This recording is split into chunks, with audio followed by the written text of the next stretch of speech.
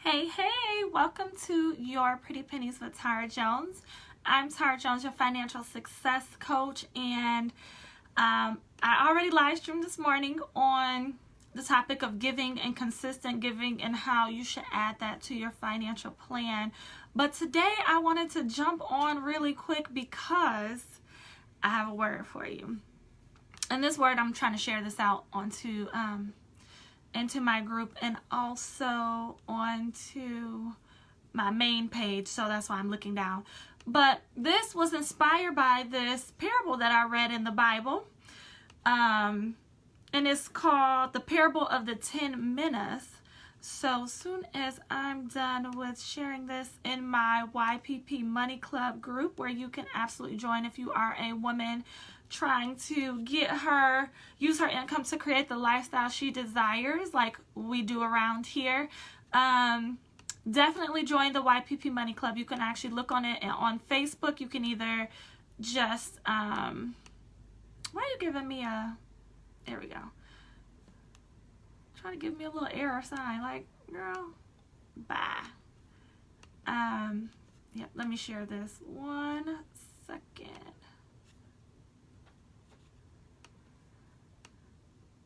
Here we go.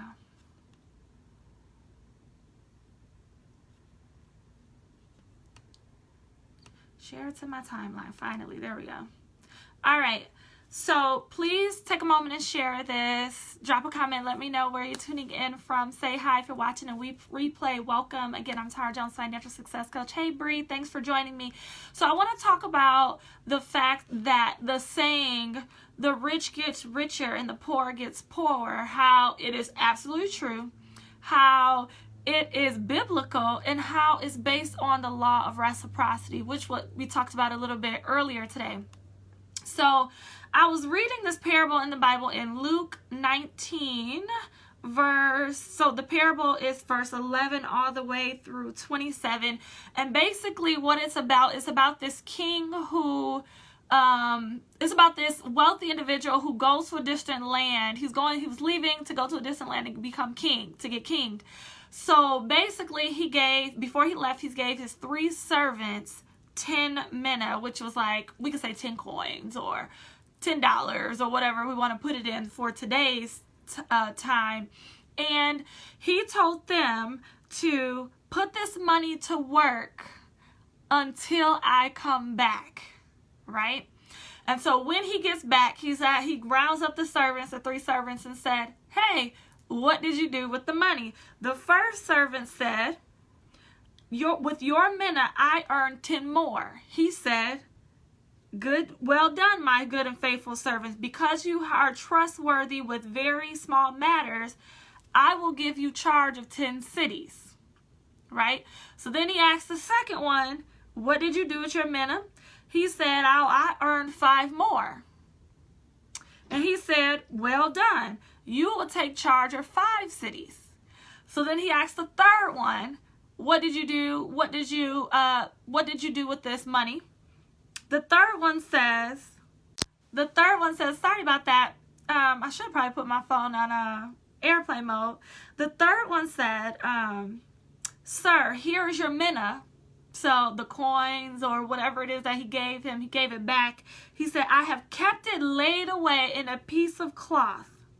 I was afraid of you because you are a hard man. You take out what you do not put in. You take out what you did not put in, and you reap what you did not sow. So basically, the third one said, I didn't do anything with it. I kept it tucked away for you, even though your instruction was for me to make it grow. Right? So then his response, the master's response to his servant was, I will judge you by your own words, you wicked servant. You knew that I'm a hardworking man, right? Why didn't you put my money on deposit so that when I come back, I could have had more than what I started with? Or I could have collected with interest. That's what it says. But so basically what he's saying, I wanted these men who work for me, who live under me, who's under my direction.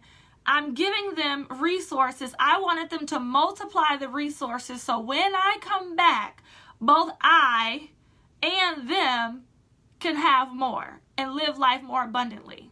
Who does that sound like? What does that sound like? That is basically a parable saying that God gives you resources, financial resources, for you to double and multiply so you can bring back the kingdom of God so he can do more with what he gave you, right? If you do not do anything constructive, if you do not multiply the money that you have been given, guess what? You won't get more. If anything, it's going to be taken away from you. Because if you don't use it, you lose it, right? The law of use, the supernatural power of the supernatural law of use, which is if you don't use something, you lose something, right? And then we go to the law of reciprocity. If you don't reap, you don't sow. If you don't give, you don't get. If you don't spend, you don't receive. If you don't give, you don't receive, right? If you don't invest in something, you don't get a return, right? In order to get a return in something, in the stock market, in your business, in order to get an ROI, you have to first invest. You have to first put your money to work, right? So this parable blessed me, and it goes right along with what I talked about earlier today in giving, because what you do not use, you will lose. What you do not multiply will diminish. Let's think about this. The reason why the rich get richer and the poor get poorer, because as more money they get, more money they use. If you are wealthy, that means you have several income streams. In order to get a stream of income, that means you had to have first invested in something. You had to build a business. You had to put money in the stock market. You had to give so you could supernaturally receive. You have to build income streams, and you have to invest in income streams before they start coming back to you. So if you are a wealthy individual, a person who is making a lot of money, very successful financially, that means you first was given a certain amount of money and you made it a point to multiply it. You made it a point to make it work for you. If you are an individual who receives money, let's say a paycheck, a 9-to-5 job, and you receive a paycheck, and you do nothing with it but spend it or sit it in the bank and don't do anything with it, do not invest in yourself, do not invest in a business, do not pay off debt, do not do anything that moves you forward, you lose it. If you are a person who receives money and do not give consistently, you stop the flow of money coming back into your life. And guess what? That's all the money that you have to work with. And as you know, as the month goes on, you start spending the money that you earn. So if you have more coming in, more going out than you have coming in, guess what? You lose it. You're diminishing your net worth, which means you're getting poorer, right? So the rich get richer because they use their money to make more money. They use their money to make investments in themselves, in their finances, in their health, in their wellness, in their businesses, in their children, in the stock market, right? In investments, cryptocurrency, whatever we want to invest in, whatever investment vehicles, 401k, right?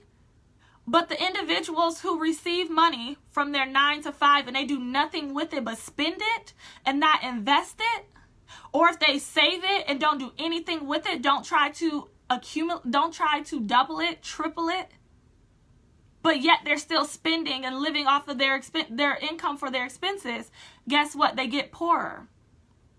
Your amount of money in your bank account goes down. Do you see that? That was so powerful, and it blessed me when I read that, because I'm like, wow, the rich get richer and the poor gets poorer is so biblical. It speaks so much to the law of reciprocity, but it's also true. Now, there's individuals who say all the time, I know you heard it, if the top 5% wealthy people give to, like, just pull their money together and they give their money away to those who are in need, there'll be no need. That is not true, because you can give a poor person who has a poor mentality, who has no desire to invest in their advancement. You give them some money. Guess what? They're going to dwindle it again. They're going to lose it just like they lost what they already have. There are some people who are in financial situations that are unfavorable because of something that happened outside of their control. But they're mostly people that are mostly in poor financial situations. It's because of the choices that they made. And the choices that they made is not doubling their income, is not investing in themselves. They chose to spend instead of invest. Right? So therefore, if you give a poor person, if the top 5% of people, of the wealthy individuals in, let's say, the U.S., gives 90% of their income and completely eliminate poverty for a day, I guarantee you the numbers, the margins, the percentages will go right back to what they are. Because the people that you're giving money to, if they do not have a wealthy mindset, and again, it's not about what's in your bank account, it's about how you manage money, whether it's $1 or $1 million. If you do not have a mindset to multiply and to productively invest in yourself and in your finances and in your business and in your home and in your children and any area of your life, guess what? You're going to spend it and you're going to diminish your net worth. You're going to diminish how much money you have in the bank to where you are considered poor. And then once you get to that poor status, you're going to remain poor until you change your mindset, until you change your thinking, and to get back into a place where you're constantly investing and you're constantly using your income to make more income, using your income to invest in yourself, to get your mindset to a level where you can start making more money. Does that make sense? Leave me a comment if that makes sense. And so I just wanted to point that out. That was just so good. Like so good. And I just want to challenge us all to start investing and stop spending. Right? Whenever we receive money, money is our slave. Like The Richest Man in Babylon, one of my favorite personal finance books that speaks in parables too and stories. He talks about making money your slave. Right? You have to give your money a job to do each and every time you receive it. For some of us, our job is to save to make sure that we can absorb any financial emergency, right? So that's our emergency fund, right? For some of us, it's paying off debt. I'm using my money and making my money pay off debt so I can have more income in the long run because that's less payments going out. For some of us, that's investing in the stock market, real estate, retirement, 401ks, right? For some of us, that's investing in businesses and growing our business empire. For some of us, that's college saving plan for our children.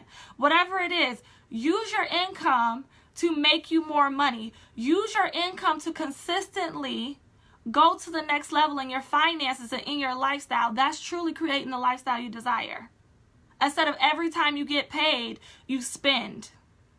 Spending is, what I consider spending is buying something that gives you no return on investment.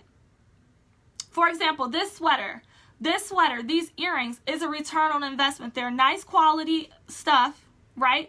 Going to give me a return on investment. I need it to work. I need it to clothe myself. These lights that I pay for is a great return on investment. So your bills are a great return on investment, right?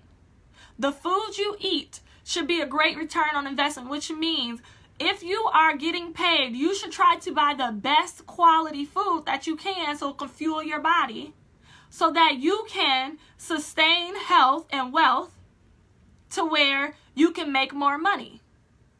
If you've noticed, a lot of the people who are living their best lives, they either start off obese, but most of them always start with their health.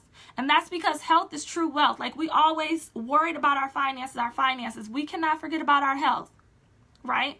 Especially if we ended up the way we're eating and handling ourselves and not exercising and not taking care of our hearts and bodies and minds and things like that. That is more expensive than anything. Most individuals in the United States, they have financial trouble based on medical bills. It is not like, oh, I totaled my car, or it's not like it's a foreclosure on a home.